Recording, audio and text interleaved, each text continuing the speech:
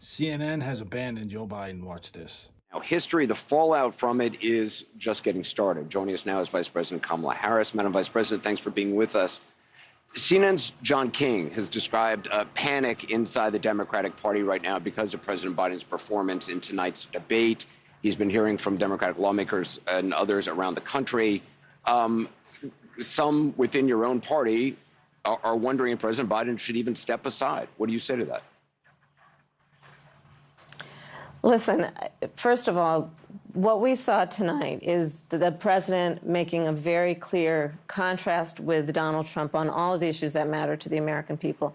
Yes, there was a slow start, but it was a strong finish. And what became very clear through the course of the night is that Joe Biden is fighting on behalf of the American people, on substance, on policy, on performance. Joe Biden is extraordinarily strong. And but I'm sorry, that on cannot substance be and debated. policy and performance tonight, I mean, the president's performance tonight clearly was disappointing for his supporters. CNN is reporting Democratic lawmakers watching the debate were worried about the president's performance. One said it was a disaster. Another called it a train wreck. Those are Democrats especially worried that Biden did not punch back on Trump's lies. Listen, people can debate on style points, but ultimately this election and who is the president of the United States has to be about substance. And the contrast is clear. Look at what happened during the course of the debate. Donald Trump lied over and over and over again, as he is wont to do. He would not disavow what happened on January 6th. He would not give a clear answer on whether he would stand by the election results this November. He went back and forth about where he stands on one of the most critical issues of freedom in America, which is the right of a woman to make decisions about their own body. He has been completely ambiguous and all over the place about where he stands on that issue, despite the fact that he hand-selected 3 members of the United States Supreme Court with the intention that they would undo the protections of Roe v. Wade, and that's exactly what they did. And just 3 years ago, we commemorated the 2-year anniversary of Dobbs, wherein women across our country have been denied emergency health care, All that may be true. All that may be true. But the president of the United States was not able to make that case to Donald Trump on the stage tonight. I mean, you debated against then Vice President Vice President Biden 4 years ago, and he was a very different person on the stage 4 years ago when you debated him. You must, I mean, that's certainly true, is it not? Anderson, the point has to be performance in terms of what a president does. A president who incites an insurrection against the Capitol.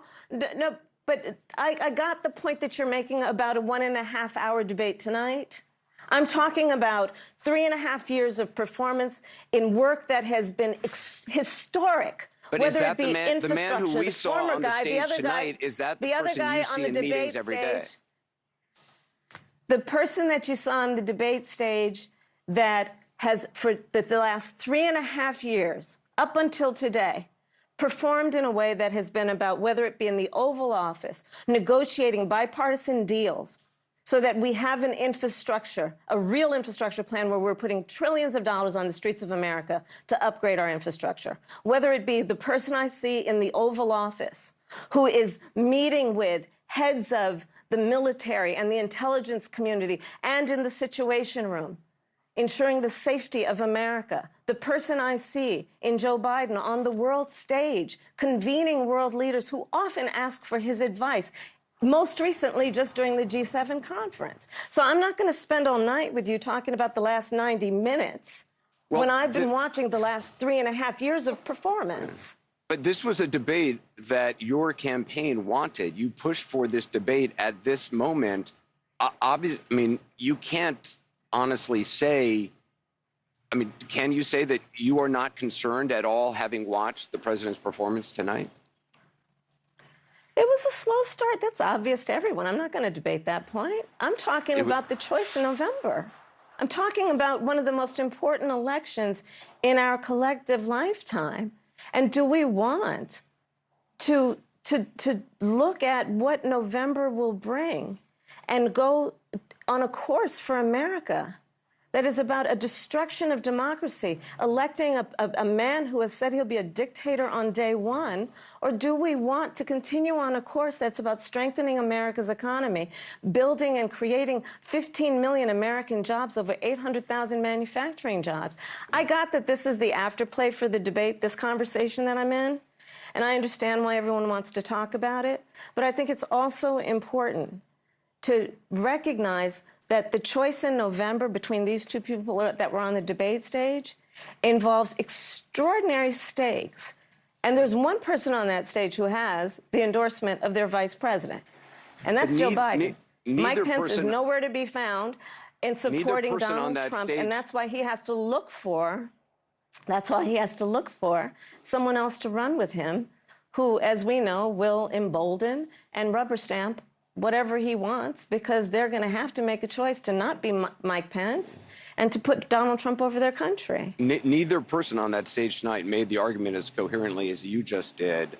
You mentioned reproductive rights. I'd like to just play that exchange that we saw tonight. Under Roe v. Wade, you have late-term abortion. You can do whatever you want, depending on the state. You can do whatever you want. We don't think that's a good thing. We think it's a radical thing. We think the Democrats are the radicals, not the Republicans. For 51 years, that was the law. 51 years, constitutional scholarship said it was the right way to go. 51 years, and it was taken away because this guy put very conservative members on the Supreme Court. He takes credit for taking it away. What's he going to do? What's he going to do, in fact, if the MAGA Republicans, he gets elected, and the MAGA Republicans control the Congress, and they pass a universal ban on abortion, period, across the board at 6 weeks or 7 or 8 or 10 weeks, something very, very conservative. Is he going to sign that bill? I'll veto it. He'll sign it.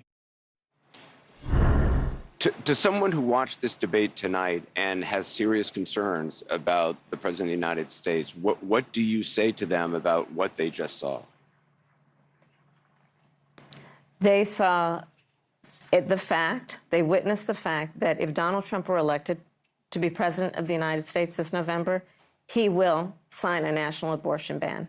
Take him at his word. He said he would when he was president before. He said if it came to his desk, he'd sign it. There's no reason to believe anything would change. A national abortion ban means that folks in New York, California, Maryland, all these other states that have protected the right of a woman to make decisions about her own body and not have her government tell her what to do will be at risk. That's what you should take away from that discussion.